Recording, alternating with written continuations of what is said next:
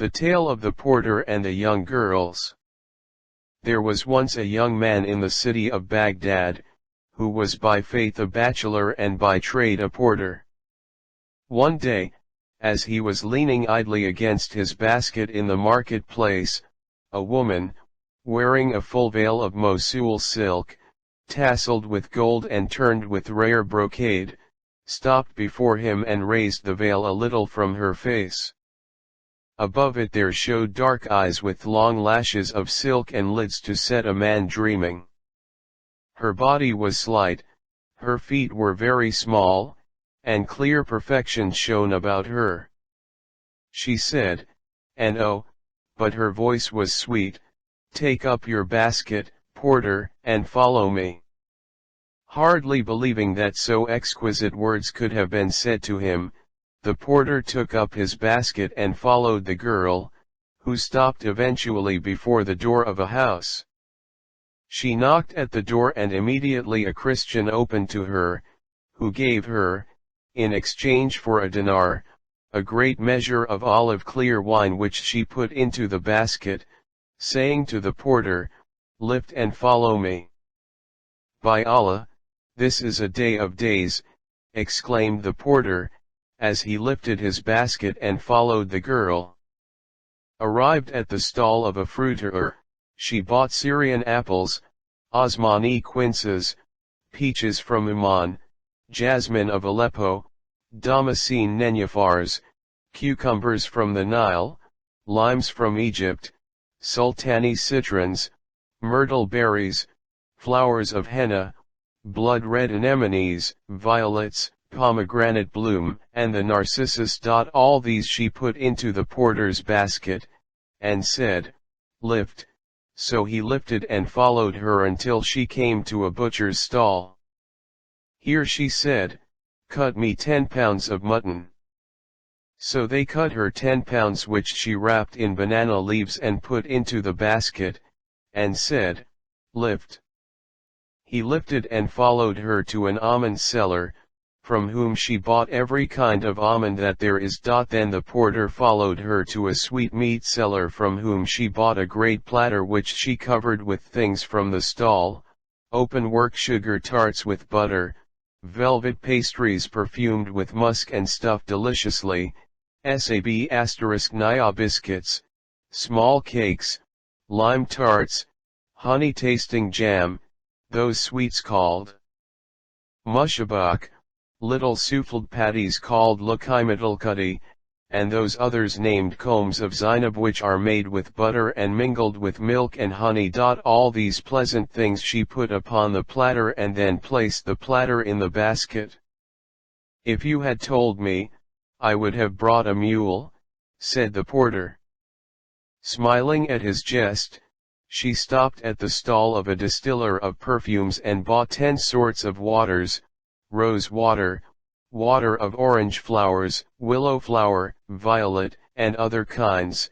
She bought also a spray of rose musk scented water, grains of male incense, aloe wood, ambergris, and musk. Finally she selected candles of Alexandrian wax and put all in the basket, saying, "Lift and follow."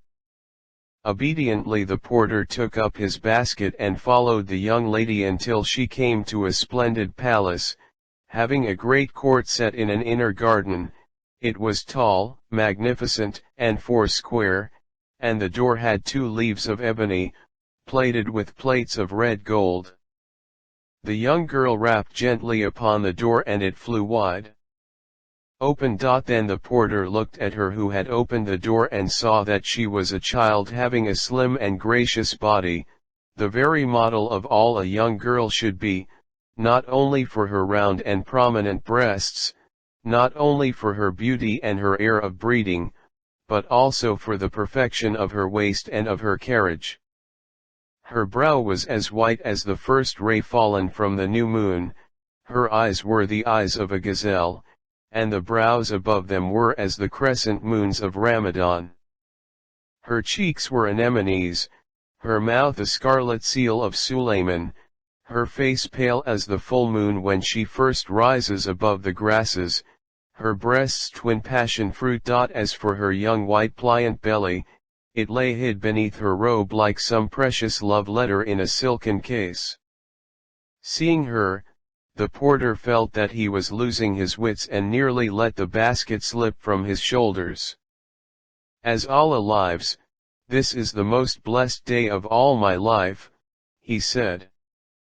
Standing within, the young portress said to her sister the cateress and also to the porter, "Enter, and be your welcome as great as it is good." They went in and came at last to an ample hall giving on the central court, hung over with silk brocade and gold brocade, and full of fair gold-crusted furniture. There were vases and carved seats, curtains, and close-shut presses all about it, and in the middle a marble couch, inlaid with pearl and diamond, covered with a red satin quilt. On the bed lay a third girl who exceeded all the marvel that a girl can be.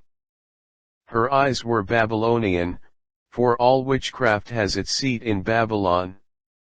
Her body was slim as the letter Aleph, her face so fair as to confuse the bright sun. She was as a star among the shining of the stars, a true Arabian woman, as the poet says who sings your slender body is a reed. His simile a little Mrs. Reeds must be naked to be fair indeed while your sweet garments are but added blisses. Who sings your body is a slender bough also commits a kindred folly. Boughs to be fair must have green leaves enow and you, my white one, must be naked wholly. The young girl got up from the bed, moved a few paces into the middle of the hall until she was near her two sisters and then said to them, "Why are you standing still like this? Take the basket from the porter's head." Then the cateress came in front of the portress came behind him and, helped by their third sister, they relieved him of his burden. When they had taken everything out of the basket, they arranged all neatly and gave 2 dinars to the porter, saying, "Turn and be gone, O porter." But he looked at the young girls, admiring the perfection of their beauty, and thought that he had never seen the like. He noticed that there was no man with them and, marveling at all the drinks, fruits, perfumed flowers, and other good things, had no desire to go away. The eldest of the girls said, "Why do you not go? Do you find your payment too little?" And then, turning to her sister the cateress, "Give him a 3rd dinar." But the porter said, "As Allah lives, fair ladies, my ordinary pay is but 2 dinars, you have paid me well enough and yet all my heart and the inner parts of my soul are troubled about you. I cannot help asking myself what this life of yours is, that you live alone and have no man here to bear you human company. Do you not know that a minaret is of no value unless it be one of the 4 minarets of a mosque? You are but 3, my ladies, you need a 4th.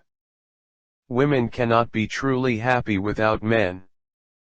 The poet has said, there can be no harmony save with 4 joined instruments, the lute, the harp, the cithern, and flageolet. Now you are only 3, my ladies, you need a flageolet, a 4th instrument, a man of discretion, full both of sentiment and intellect, a gifted artist with sealed lips."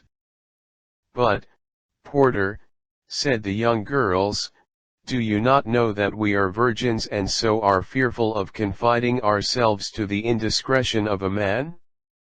We also have read the poets, and they say, confide in none, a secret told is a secret spoiled." Hearing this, the porter cried, "I swear on your dear lives, my ladies, that I am a man sure, faithful, and discreet, one who has studied the annals and read books. I speak of only pleasing things and am carefully silent about all the rest. I act up always to the saying of the poet, I know the duties of high courtesy, your dearest secrets shall be safe with me, I'll shut them in a little inner room and seal the lock and throw away the key." Their hearts were much moved towards the porter when they heard his verses and all the rhymes and rhythms he recited, and in jest they said, "You must know that we have spent a great sum of money on this place. Have you the silver to pay us back? For we would not ask you to sit with us unless you paid the reckoning. We take it you desire to stay here, to become our companion in the wine and, above all, to keep us waking all the night until the shadow of the dawn fall on our faces. Love without gold is a poor make-weight in the scales," added the eldest of the girls, the mistress of the house, and the portress said, "If you have nothing, get you gone with nothing." But here the cateress interrupted, saying, "Let us leave this joke, my sisters. As Allah lives, this boy has not spoiled our day and another might not have been so patient. I myself will undertake to pay for him." At this the porter rejoiced with all his heart and said to the cateress, "By Allah, I owe this wonderful bargain all to you. Stay with us, then, brave porter," she replied, "and rest assured that you shall be the darling of our eyes." So saying, she rose and, after clasping his waist, began to arrange the flasks, to clarify and pour the wine, and to set places for the feast near a pool of water in the center of the hall. She brought in everything of which they might have need, handed the wine, and saw that all were seated. The porter with these girls on every hand thought that he was dreaming in his sleep. Soon the cateress took the wine flagon and filled a cup from which each drank 3 times. Then she filled it afresh and passed it to her sisters and then to the porter, who drank and said these lines: "In this red wine is liveliness and strength and well-being, in this red wine is all caress and every wanton thing, drink deep and you will find, I trust, in this red wine is very lust." On this he kissed the hands of the 3 girls and drained the cup. Then he went up to the mistress of the house, saying, "Mistress, I am your slave, your thing, your chattel," and he recited, in her honor, this stanza of a certain poet: "I stand most like a slave outside your door, must I an entrance crave in vain for evermore? There is one gift I have, I stand most like a slave." Then, "Drink, my friend," said she, "and may the wine be sweet and wholesome in its going down, may it give you strength to set out upon that road where lies all bodily well-being." The porter took the cup, kissed the girl's hand and, in a sweetly modulated voice, sang very low these verses of the poet: "I gave my love a wine splendidly red as are her cheeks, I said, then she, I cannot drink these cheeks of mine. Ah, let me speak, I said, thou canst not drink those cheeks of thine, then drink these tears and blood of mine." Again the young girl took the cup to the porter and, after holding it to his lips, sat down beside her sister. Soon they began to dance and sing and to play with the wonderful petals, the porter all the time taking them in his arms and kissing them, while one said saucy things to him, another drew him to her, and the third beat him with flowers. They went on drinking until the grape sat throned above their reason, and, when her reign was fully established, the portress rose and stripped off all her clothes until she was naked. Jumping into the water of the fountain, she began to play with it, taking it in her mouth and blowing it noisily at the porter, washing all her body, and letting it run between her childish thighs. At length she got out of the fountain, threw herself on the porter's lap, stretched out on her back and, pointing to the thing which was between her thighs, said, "My darling, do you know the name of that?" "Aha," answered the porter, "usually that is called the House of Compassion." Then she cried, why, are you not ashamed? And taking him by the neck she began to slap him. No, no, he cried. It is called the thing. But she shook her head, and then it is your behind piece, said the porter. Again she shook her head, and it is your hornet, said he. At these words she began to slap him so hard that she abradded his skin. You tell me its name, he shouted, and she told him, Basil of the Bridges. At last, cried the porter. Praise be to Allah for your safety, O my Basil of the Bridges. After that, they let the cup go round and round, and the second girl, taking off her clothes, jumped into the basin. There she did as her sister had done and then, getting out, threw herself onto the porter's lap. Pointing to her thighs and the thing between them, she said, Light of my life, what is the name of that? Your crack, he answered.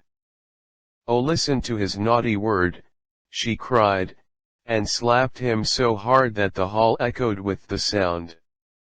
Then it is Basil of the Bridges, he hazarded, but she again cried that it was not and went on slapping his neck. Well, what is its name? He yelled, and she answered, the husked sesame. Now the third girl, in her turn, got up, undressed, and went down into the basin, where she did as her sisters had done. Afterwards she put on some of her clothes and stretched herself over the thighs of the porter. Guess the name of that, she said, pointing to her delicate parts. The porter tried this name and that and ended by asking her to tell him and cease her slapping. The Khan of Abu Man's *R, she replied. Then, in reprisal, the porter rose, undressed, and went down into the water, and lo! His blade swam level with the surface. He washed as the girls had done, came out of the basin, and, throwing himself into the lap of the portress, rested his feet in that of the cateress. Pointing to his organ he asked the mistress of the house, What is his name, my queen? At this all the girls laughed till they fell over on their backs, and cried together, Your Zab. No, he said, and took a little bite at each by way of forfeit. Then they cried, Your tool, then. But he said, No, and pinched their breasts. But it is your tool, they cried in astonishment, for it is hot. It is your Zab, because it moves. Each time the porter shook his head and kissed and bit and pinched and hugged them until they laughed again. In the end they had to ask him to tell them, and the porter reflected a moment, looked between his thighs, and winking, said, Ladies, this child, my Zab, says for himself, My name is the mighty ungelt mule who feeds on the Basil of Bridges, feasts on husked sesame, and stays the night in Father Man's *Rs Khan. At these words, the girls laughed so much that they fell over on their bottoms, and afterwards all four went on drinking from the same cup until the approach of evening. When night fell, they said to the porter, Be gone, now, turn your face and let us see the width of your shoulders. But the porter cried, By Allah, it is easier for my soul to quit my body than for me to quit your house, my ladies. Let us make the night continue the sweet day, and tomorrow all can part and follow their destiny upon the road of Allah. The young cateress then spoke up saying, By my life, sisters, let us ask him to pass the night with us, we will have many good laughs at the naughty fellow who is so shameless and yet so gentle. The others agreed, and said to the porter, Very well, You can stay with us this night on condition that you obey implicitly and ask no reason or explanation of anything you see." "I agree to that, ladies," he said. "Get up, then, and read what is over the door," they commanded. So he rose, and found over the door these words lettered in gold: "Speak not of that which concerns you not, or you will hear that which shall please you not." Reading this, the porter said, "Ladies, I call you to witness that I will never speak of that which concerns me not." At this point Shaharzad saw the approach of morning and discreetly fell silent.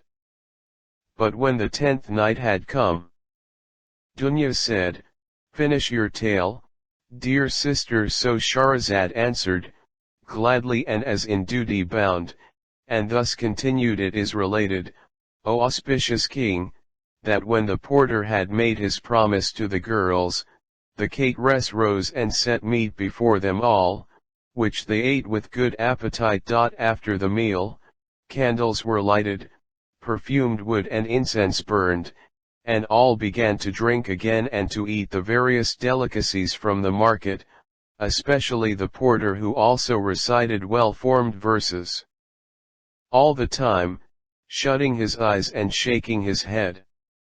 Suddenly they heard a knocking on the door, which, though it did not interrupt their pleasure, caused the portress to rise.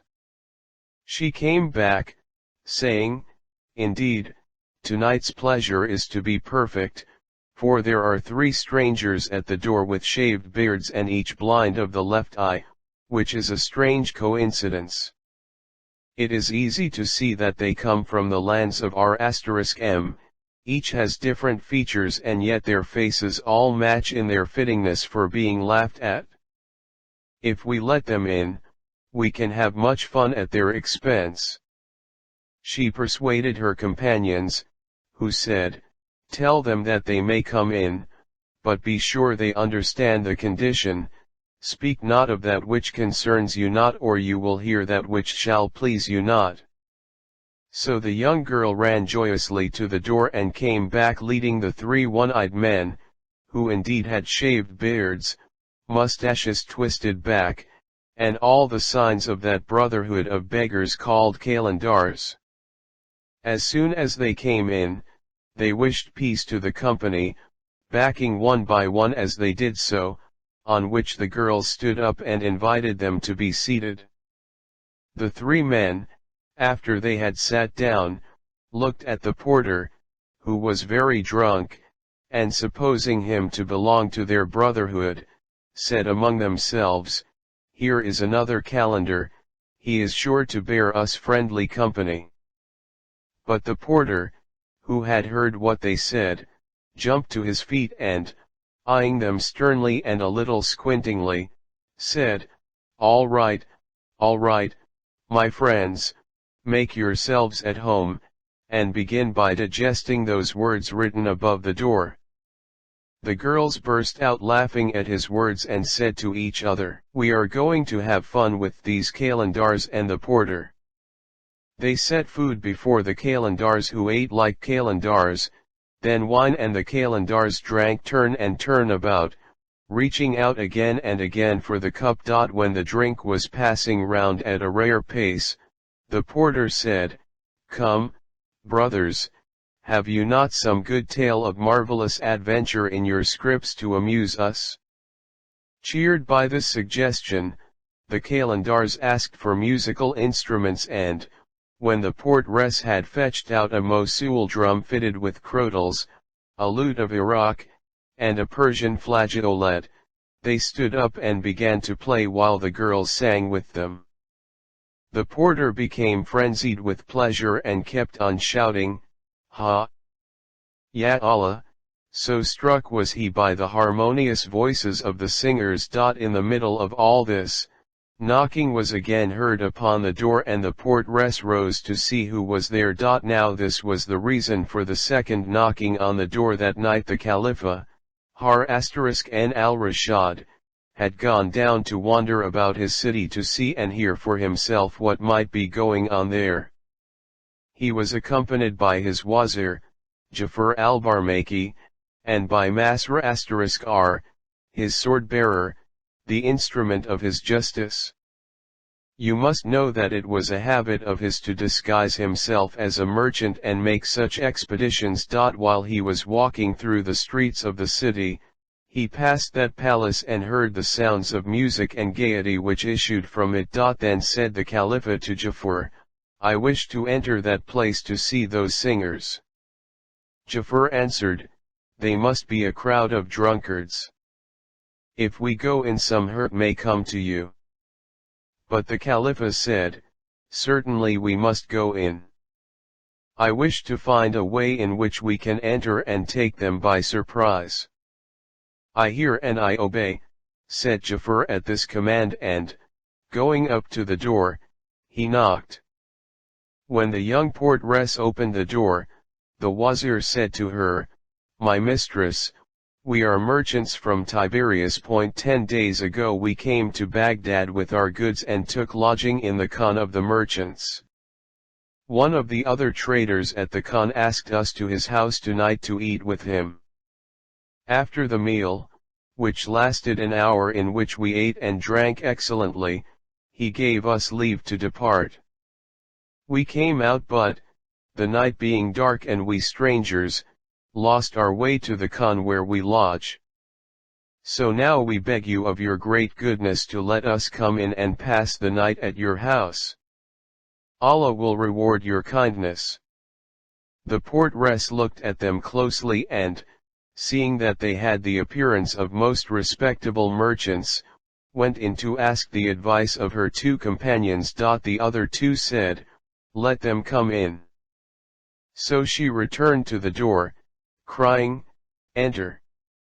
On this invitation the Caliph and Jafar and Masra *r came in, and the girls rose, putting themselves at their service and saying, be very welcome.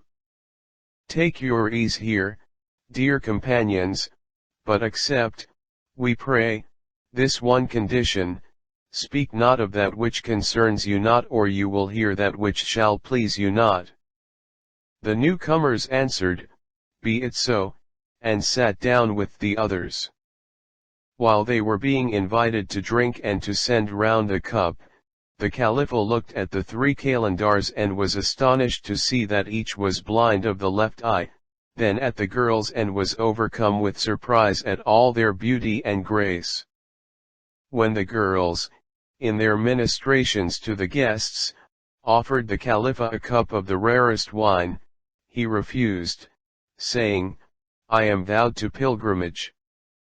So the portress got up and placed a little table of finest inlay before him, on which she set a cup of Chinese porcelain, into which she poured spring water refreshed with snow, mingling sugar and rose water within it. The Caliph accepted this, thanking her cordially and saying to himself, tomorrow I shall reward her for her kindness. The girls continued to act the hostess and pass about the wine till the wits of the companions were dancing dizzily. Then she, who was the mistress of the house, rose up and, having asked if any wanted more, took the cateress by the hand, saying, rise, my sister, that we may do that which we have to do.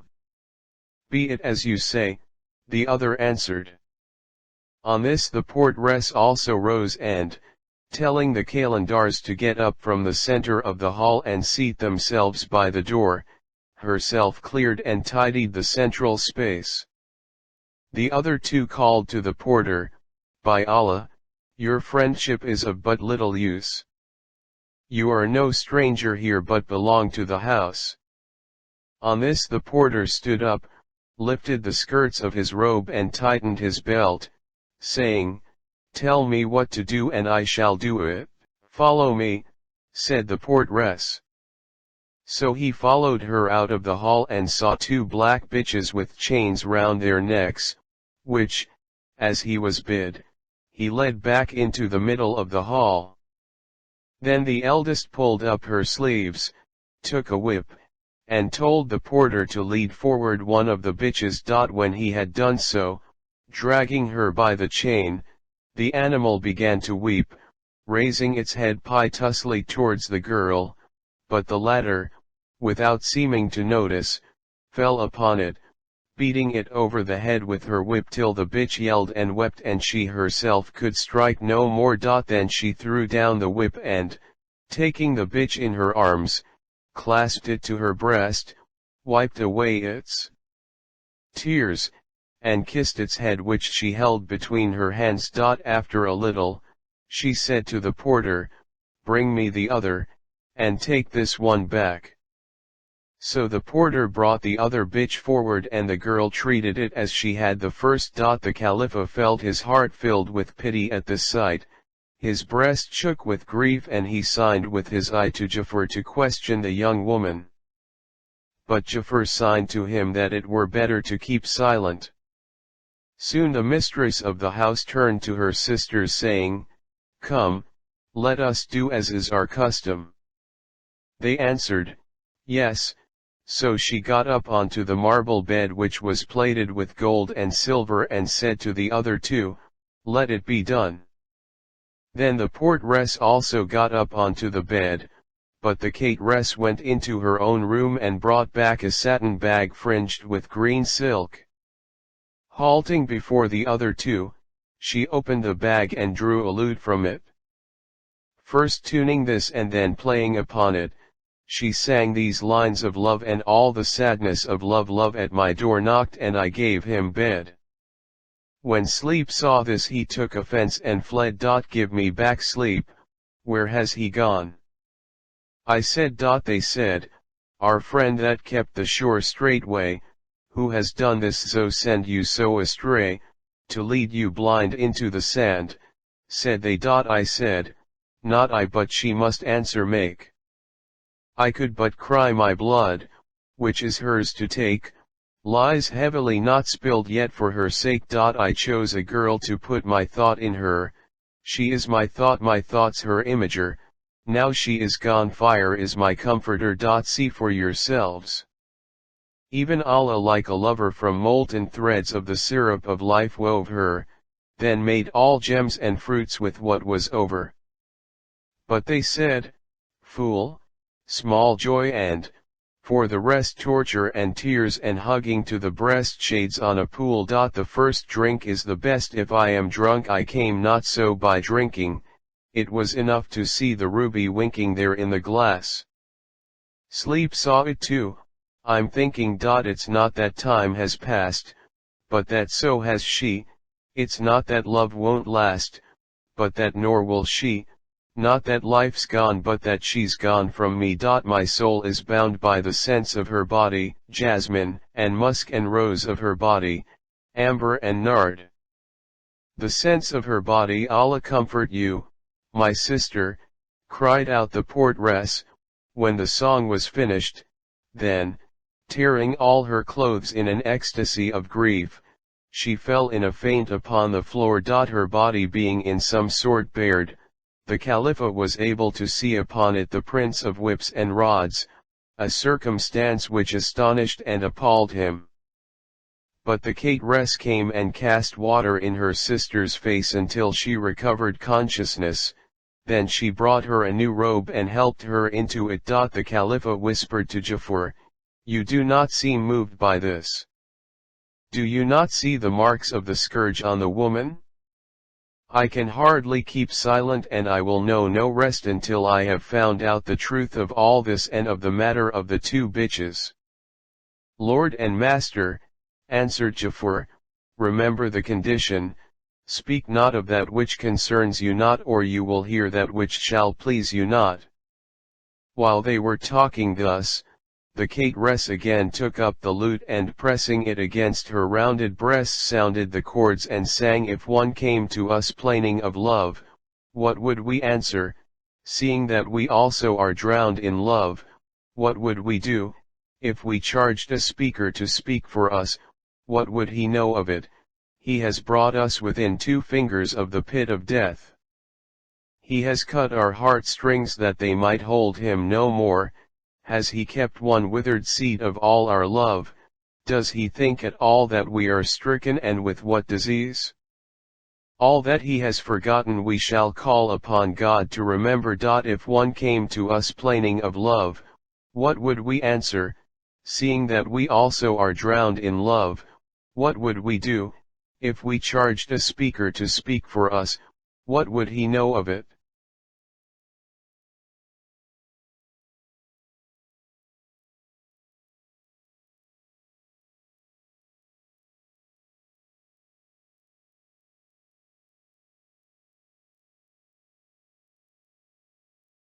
Again the portress wept at this sad song and tore her robe and fell back fainting, and again the cateress cast water in her face, raised her up and put another robe on her, while the eldest of them said to her, "Courage, courage, for the final song. It is our duty." So the cateress tuned the lute afresh and sang, "Cease this parting as of years, I have no more tears. Your absence is no longer needed, it has succeeded. Men have the months and years alway, women but a day. How shall I call a murder on you, when the body's nearly gone that showed what you had done? How cry a debt when the wet white cheek hardly remaineth yet where was written the dead? My sighs fan up your flame, that would be well if the game you hunted were still the same. Musulmans, make a feud, cover him with the rude hates of a multitude. Yet do not, for all that he felt of your cruelty would be felt by me. Rather crush me beneath your feet and he'll not feel his pulses beat at the other side of the street. Again the portress fell fainting and again her naked body showed the marks of whips and rods. The three kalandars began whispering together when they saw this, "It had been better for us we had never come into this house, even though we had to sleep on the naked ground, for what we have just seen is enough to melt the marrow in our spines." The Caliph turned to them and said, "Why is that?" "We are afraid of what has happened," they answered. "Is that so?" said the Caliph, "then you are not of this house." "We are not," they answered, "we imagined it belonged to that man beside you." "By Allah, it does not," cried the porter. "This is the very first time that I have entered here. Also, God knows, it would have been better for me to have slept on the rubbish heaps among the ruins." So they concerted with each other and said, "We are 7 men to 3 women, let us demand an explanation of these things, and, if they will not answer willingly, we can use force." They all agreed to this except Jafar, who said, "Do you think that right and equitable? Remember, we are their guests and that they laid down certain conditions which we swore to keep. The night is nearly over, it would be better for each of us to go forth and seek his destiny upon the road of Allah." Then, winking at the Caliph and drawing him aside, he continued, "We have but 1 more hour to stay here. Tomorrow I promise that I will bring them up before you, and then we can compel them to tell their story." But the Caliph said, "I have not the patience to wait till tomorrow." The others continued their planning, some saying this and some saying that, but it all came back to the question, who is to ask them? At last it was decided that the porter should do so. So, when the girls said, "Good folk, what are you talking about?" the porter rose to his feet and, standing up straight before the lady of the house, addressed her courteously, "My queen, I ask and pray you in the name of Allah, on behalf of all us jolly fellows, to tell us the tale of those 2 bitches and why you so beat them and then weep over them and kiss them. Tell us, too, for we wait to hear it, the cause of the marks of whips and rods on the body of your sister. This we ask of you, that is all, my queen." Then the lady of the house questioned them, "Is this that the porter has said asked in the name of all?" And each, with the exception of Jafar, answered, "Yes." Jafar said nothing. The eldest girl, hearing this answer of theirs, exclaimed, "As Allah lives, you who are our guests have done us here the most grievous of wrongs. We bound you to this condition, speak not of that which concerns you not, or you will hear that which shall please you not. Was it not enough for you to come into our house and eat our good food? Perhaps, though, it was less your fault than the fault of our sister who let you in." So saying, she pulled the sleeves of her robe away from her wrist and beat the floor with her foot 3 times, calling, "Come quick, come quick."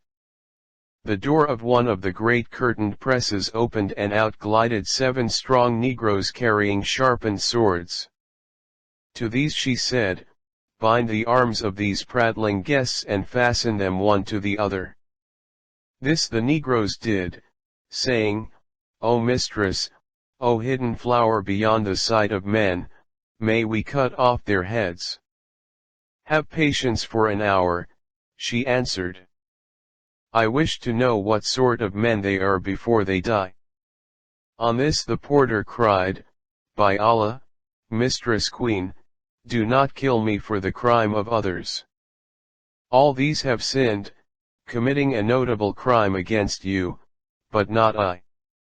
As God lives, how happy, how paradisal would our night have been if we had never set eyes on these ill-omened kalandars. I have always said that kalandars could lay waste the loveliest of cities just by coming into it."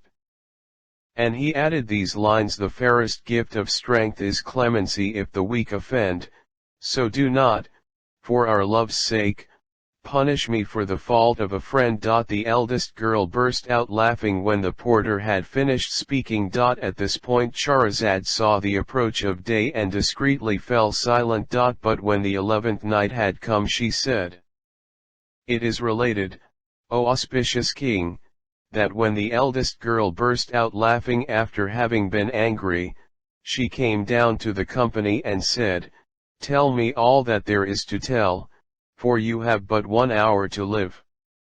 I give you this indulgence because you are poor folk. If you were among the most noble, great ones of your tribes or even governors, it is true that I would hurry on your punishment.'" "Jafar, we are in sorry case," said the Caliph. "Tell her who we are or she may kill us." "Which is exactly what we deserve," said Jafar. Then said the Caliph, "There is a time for being witty and a time for being serious, there is a time for everything. Now first of all the eldest girl approached the kalandars and asked them, 'Are you brothers?' To this they answered, 'No, by Allah, we are only poor men of the poorest who live by cupping and scarifying.' Then she turned to one of them and said, 'Were you born without one eye?' 'As God lives, I was not,' he answered, 'but the tale of the way I lost my eye is so extraordinary that, if it were written with a needle in the corner of another eye, yet would it be a lesson to the circumspect.' The second and the third made the same kind of answer. Then all 3 said, 'Each of us was born in a different country, the stories of our lives are strange and our adventures past the marvelous.' 'Well, then,' said the girl, 'each of you must tell his story and the reason of his coming to our house. Should the tale seem good to us, each then may make his bow and go his way.' The first who came forward was the porter, and he said, 'My queen, I am a porter, nothing more. Your cateress here gave me things to carry and led me to you. You know well what happened to me after I got here, and, if I refuse to be more particular, you know why. That is all my tale. I will not add another word to it, and Allah bless you.' Then said the eldest girl, 'Get you gone, make your bow and let us see the last of you.' 'But,' said the porter, 'no, by God, I will not stir until I have heard the tales of these friends of mine.' Then the first calendar came forward to tell his tale, and said,